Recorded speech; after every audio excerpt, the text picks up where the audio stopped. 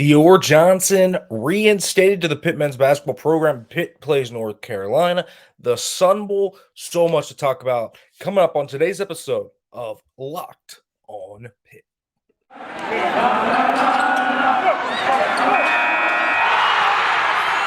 You are Locked on Pitt, your daily podcast on the Pittsburgh Panthers, part of the Locked On Podcast Network, your team every day.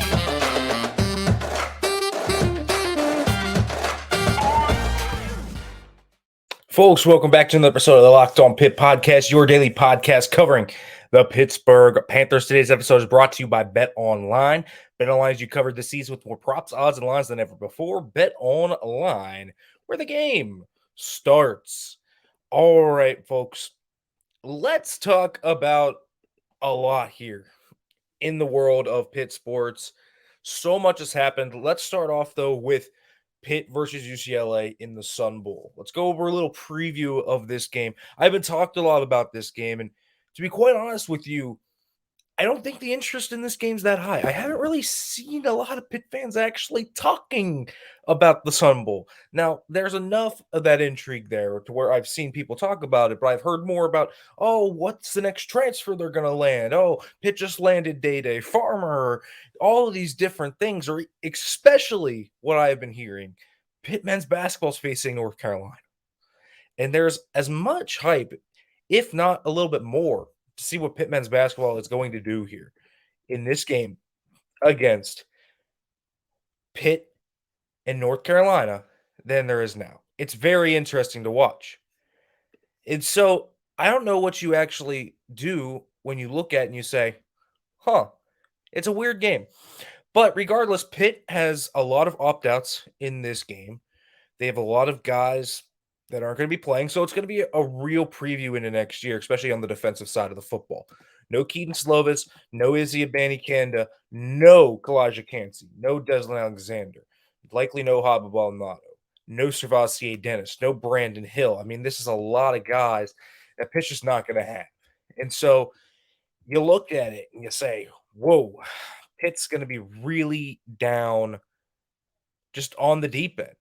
Because look at what UCLA is bringing. Reportedly, Chip Kelly has said today, no opt-outs for them. They're going to have Dorian Thompson-Robinson. They're going to have Zach Charbonnet. They're going to have Jake Bobo. They're going to have all of their guys. And so that top rush offense is going to be built together while that top rush defense for Pitt's not. And so it's going to be tough. Nick Patti's going to start this game. Maybe Nate Yarnell plays a little bit. We're going to see Rodney Hammond start with Sebo Flebister at the back. Jared Wayne, Gavin Bartholomew will be the main guys in the air. But still, Jalen Barton's not going to be playing this game, so a little depth isn't there. There's a lot of guys that aren't playing in this game, and receiver's never been a strength of this team anyways. So it's a weird kind of predicament for Pitt to be in. The fact that they are only 4.5-point underdogs to me is fantastically insane. This game should be quite honestly not very close if there are no opt-outs, as Chip Kelly says. Or is Chip Kelly just playing gamesmanship? And I think that has to be taken into consideration, right? Like, really, is Dorian Thompson-Robinson, Zach Charbonnet, and Jake Bobo going to play? Maybe. It's possible. But you cannot not have the thought in the back of your mind that maybe this is a little bit of gamesmanship from Chip Kelly trying to get Pitt to be able to, go in and prepare for Dorian Thompson-Robinson, prepare for Zach Charbonnet and all of these guys, and then they don't end up playing. So is it going to be Dorian Thompson-Robinson or is it going to be Ethan Garbers? Is it going to be Zach Charbonnet or is it going to be Keegan Jones? Is it going to be Jake Bobo or are we going to see a lot more of Cam Brown, for example, and Matt Sykes and all these other guys, right? And Casimir Allen and all these other guys that are good on their team, no doubt about it. They have a really good team. But it's the question. So you look at UCLA, man, a really good rushing offense. Let's just say that first. This offense is athletic, fast, and dynamic. Dorian Thompson-Robinson has the number one receiver here in Jake Bobo. And if you've ever seen the Chip Kelly offense, you know what you're expecting here. Fast-paced, athletic, beats you laterally and horizontally. They don't beat you vertically. They are really dynamic and explosive through the air when they can get their run game going to the sidelines, and they'll come right back over the middle of the field and really beat you. So your linebackers have to be up to a top level. So Pitt's linebackers are going to have to play at a really high level in this game in order to win. I think that's going to be the big thing. How does Shane Simon, Tyler Wiltz, how does Bengali Kamara, Solomon DeShields, how do all these guys step up? With no Servasky Dennis, we're going to have to see this entire unit step up in a big way and play a game without their best player in that unit. I think that's going to be a really tough one. But then you also look on the other side of the ball for UCLA. A lot of passing yards. I mean, their pass defense has not really been up to snuff. And their special teams has also been a little rough at times. They've allowed some punt blocks and they've allowed some big returns. So can Pitt make up for it in the special teams game? That's going to be the question. Pitt special teams have been a disaster this year, obviously. We know that. But this is a potential in for Pitt. They can get in that explosive play game. But Nick Patti going to have to really go after it through the air. Him and Jared Wayne have to be able to hook up. Kanade, Mumfield, and Bub Means have to be reliable in this game. And Gavin Bartholomew has to make a lot of plays over the middle of the field. UCLA allows the most yards per game to tight ends in the Pac-12 this season. Keep an eye on that stat. If Gavin Bartholomew can get going in this game, Pitt's offense might have a chance to do something here. I think Pitt's offense has a chance to score some solid points here in this game. I just am not completely sure their defense can hold up against this UCLA offense, given the guys they're missing.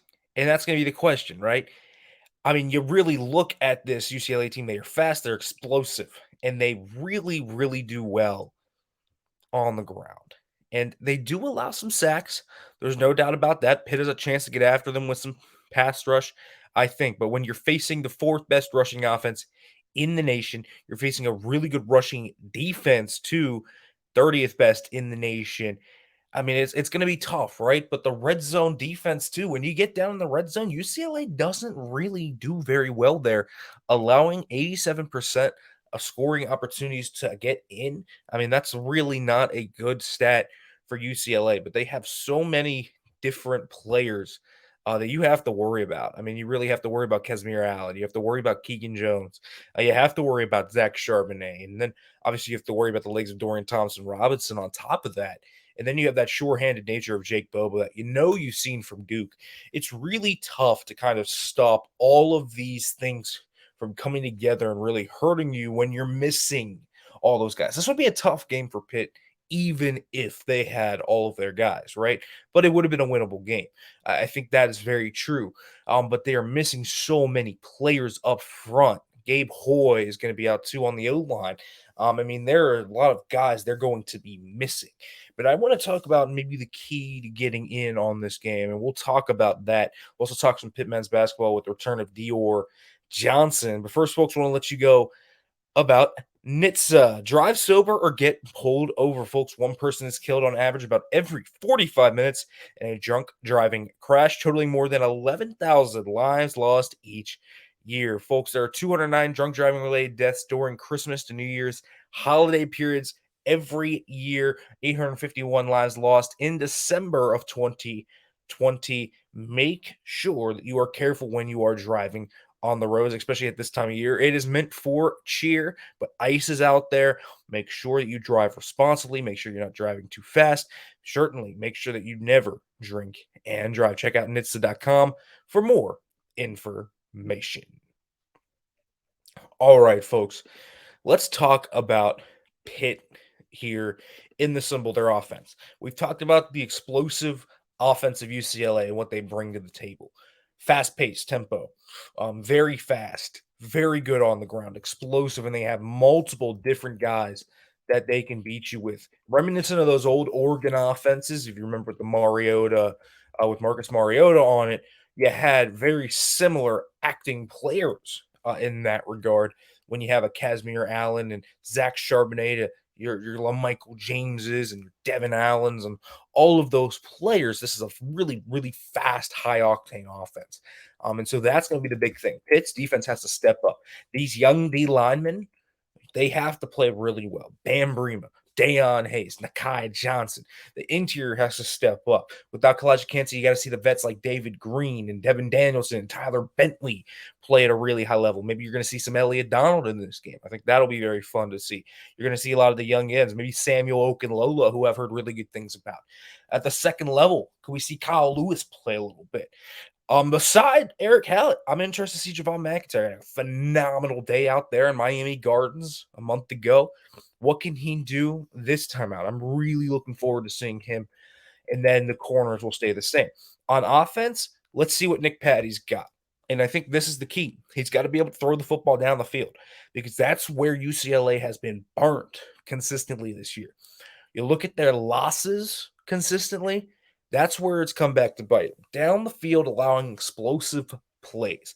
When they get beat over the top, they can be neutralized in a lot of ways because they aren't really that good of a secondary. And that's been something that has repeatedly come up in this game that I have looked at, man. Pitt has an explosive passing offense. That has been one thing to me that has always remained very underrated about this Pitt team. Are they really that good as an offense? No, they're probably pretty average. But you look at what they actually bring to the table explosively over the top, they had it all year. And especially Jared Wayne being so explosive. That is something to look at. But Pitt is very short-handed. And UCLA might not have Casimir Allen. And so that's something else to watch. Allen is so explosive and able to do so many different things. That's the question, right? But Dorian Thompson-Robinson has been here for so long, knows this offense so well. I mean, Pitt's biggest strength is going to be on that ground game. They're going to be trying to control the ball. They're going to be trying to grind this out. If they can get the run game going a little bit and then play action, hit over the top, that's their way to win here.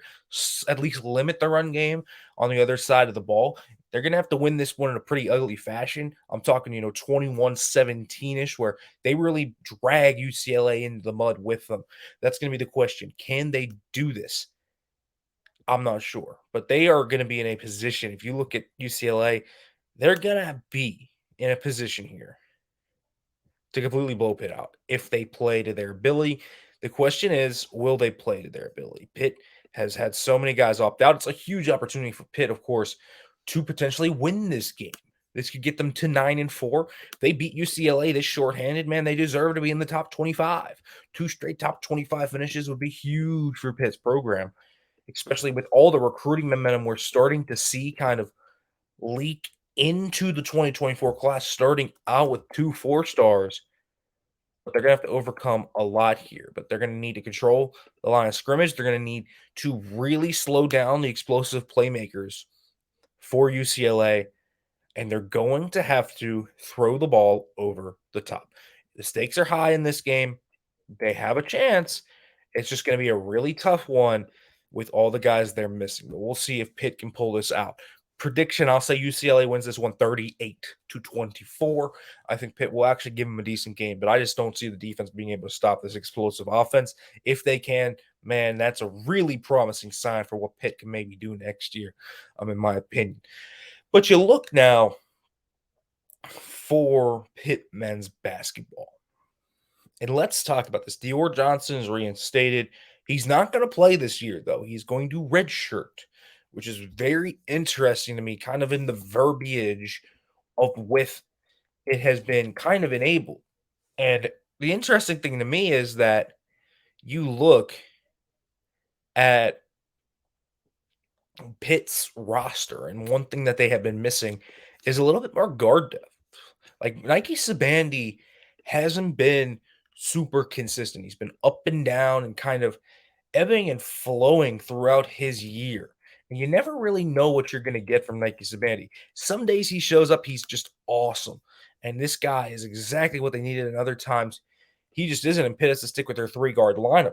And so it's tough to kind of place what Pitt could use, but they could have really used another guard here, ball handling guard at that, and Dior Johnson. He's not going to play this year, though.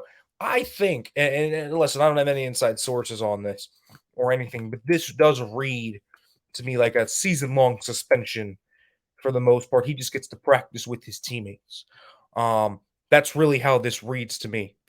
Um, and I don't know if Dior Johnson even stays next year. He could transfer. So I look at this and I'm like, whatever. Um, if he is not playing next year, it is what it is.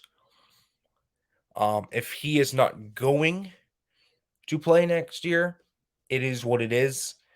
I think we're all expecting him to not be here next year at this point.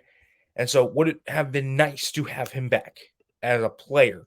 Yes. But he did plead guilty to what he pled guilty to. And more importantly, you look at kind of the whole situation at hand. And there's a lot of questions that are brought up about it. And it feels like, from the comments, Jamarius Burton and Jeff Capel had this whole team came together, had a really deep conversation, decided to let him back into the team. We'll see kind of how he responds to this and everything. Obviously, not playing this year.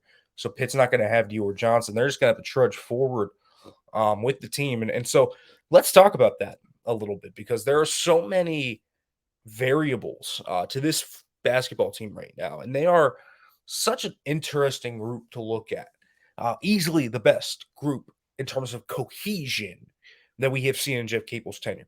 I'm not sure they're the most talented group. I think you can look to the 2020 team as probably the most talented group before that all blew up, right? Xavier Johnson, Audis, Tony. You had all those guys there. You had John Hewley, Justin Champagnie. It was a really good group of guys that you could have made a run with if they were cohesive together, basically. But that team obviously blew up for things off the court.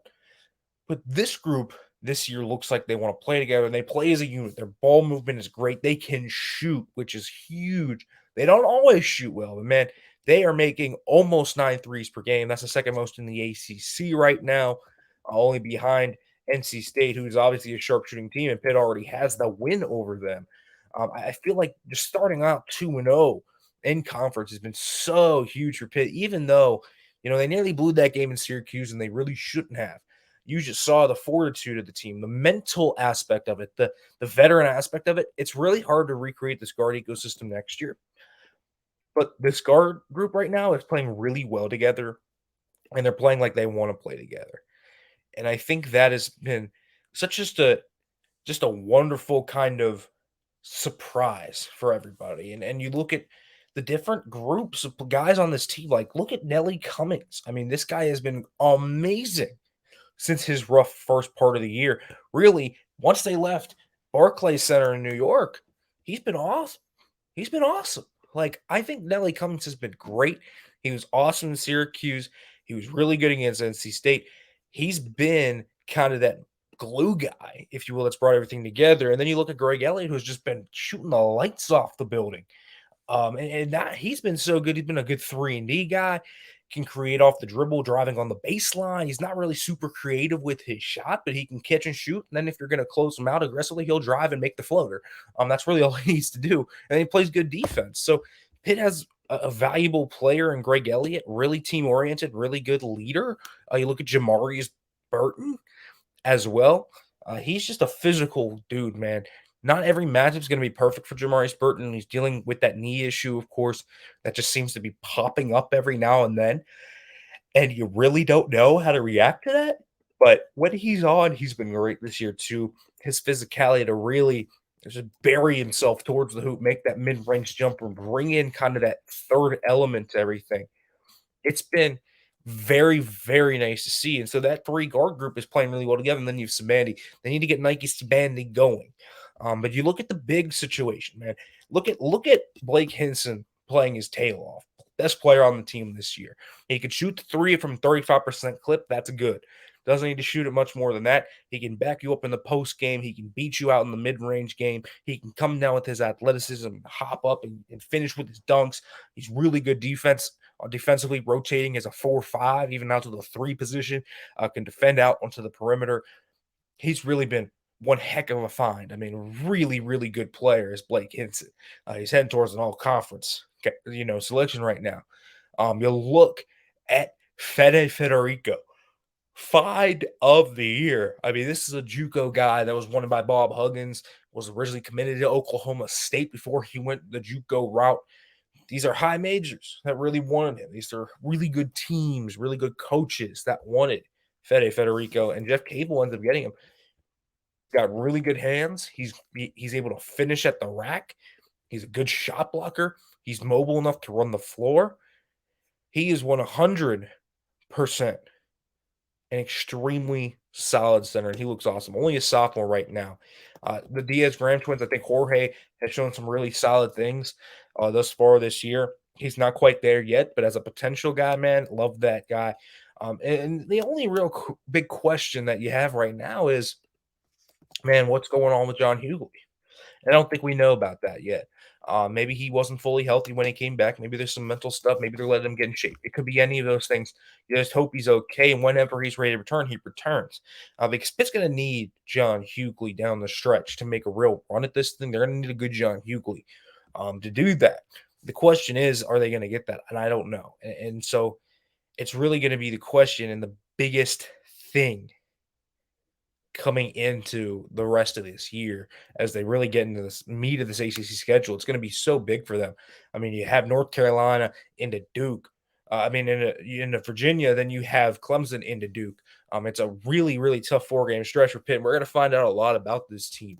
But they're cohesive right now. They're able to shoot the ball. They can play some really good defense. They're inconsistent at times, and they're definitely not talented enough to where they can be that lackadaisical like they were near the end of that game against Syracuse. But they are 2-0 in the ACC. They're setting themselves up quite nicely to potentially be an interesting team down in February. And I think that's all really you can ask for from Pitt right now is, man, NIT, something like that, I think makes a lot of sense for this team. They're cohesive enough, and they're able to go out every night, and you feel like they're able to really compete with most teams. Now, North Carolina is going to be really tough because this is a really good team that's starting to round into form.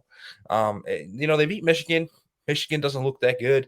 That's obviously a real skimmer on Pitt's resume to me. That Michigan team does not look that good, and Pitt really got their butts kicked by that Michigan team at the Barclays Center. And there are other games where if you're Pitt, you wanted them back. Vanderbilt, VCU, you wanted those games back. But you also look at Pitt against UNC, and maybe they have that puncher's chance. They shoot the lights out, man. Pitt has shot the lights out often in this season. Northwestern, where they just dominated that game. They shot well and played a really good cohesive defensive game against North Carolina State. And then Syracuse in that 30 minutes, they were awesome in that game, and then they just let the rails go off. So can they get back on? And I think that's the main thing. And they're going to have to play probably their best cohesive 40 minutes of basketball they have played just about all year. It's going to be a really tough game. And I don't know how they're going to slow down Armando Bacot. Federico, for as good as he's been, has had a propensity to get into foul trouble. And when you're facing Armando Bacot, that's such a tough ask, right? And I mean, you just look at UNC's team, and they are a really solid group that has started to really round into form. And they have Leaky Black and RJ Davis and all these really good players on their team. They are really starting to get into where they needed to. And Caleb Love and Pete Nance, and you look at the roster, there's just a complete roster that can defend the 1 through the 5 out to the perimeter. They really have been a very solid team. And so you look at just all the guys they have. DeMarco Dunn. I mean, this is a really complete team right now. And it's tough to kind of pinpoint where Pitt can win. But the only equalizer you can absolutely, without a doubt, point to is their shooting. Pitt can shoot the lights out when they go right. And so when Pitt comes out potentially trying to win this game, they're going to have to shoot the lights out. Remember, Ithiel Horton had a great game last year. It's going to have to be more than just one guy this year. It's going to have to be Greg Elliott. It's going to have to be Nelly Cummings. Probably Burton and Hinson are going to have to hit a few, right? And they're going to have to keep Federico out of foul trouble just to slow down Bacot. Bacot's going to get his in this game. And it's been proven this year that big men have been able to get theirs against Pitt's bigs this far. But they can't let Armando Bacot go for 30-20, right? They can't let him go for 30-15, which is possible in this game. They can't let him do what Hunter Dickinson did to them completely in that game. This has to be a game where Pitt just fights and claws, stays close, and then they can maybe get a puncher's chance there at the end. And it's going to be a game where we're going to really find out how big Pitt is, how ready Pitt is to maybe take that next leap into everything, right? And so Baycott finally getting healthy in his last 4 games. You look at the stats: 22.3 points per game, 11 rebounds, shooting 56% from the field. I mean, he is really doing well. And that was against Hunter Dickinson, where he scored 26. Against Ohio State, put up 28 and 15. He has been amazing recently. And so we're really going to kind of have to see what Pitt can do this year. I mean, 3-0 for the first time since what, 2015, 16, I think, for this Pitt team. That would be huge for them. They are really, really starting to feel it, and they've shot the ball well. So we're going to see kind of how they can equalize it. But Pitt right now leading the league in rebounds. They average 12 per game. They're super, super efficient, but we're going to see how UNC responds to that because they're third. So it's kind of the question of, how does Pitt bring everything together? I mean, you're going to be facing a really deep group, a group that's athletic, a group that can do a lot of different things. So it's going to be a big test for Pitt. We're going to find out if they can pull it off. All right, folks, as always, thank you for listening to the Locked On Pitt podcast. As always, make sure to subscribe down below. And as we ended, as always, hail to Pitt.